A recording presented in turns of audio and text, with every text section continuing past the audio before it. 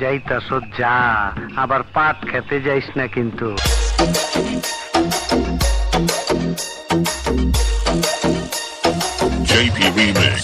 আসসালামু আলাইকুম বড় ভাই।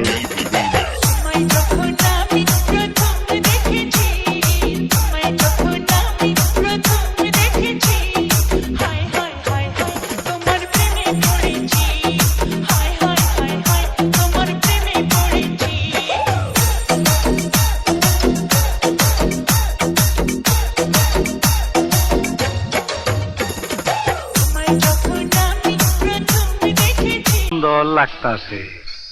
কাল্লু মামার ছোট ভাই ডিজাইন করে সামনে আইছে।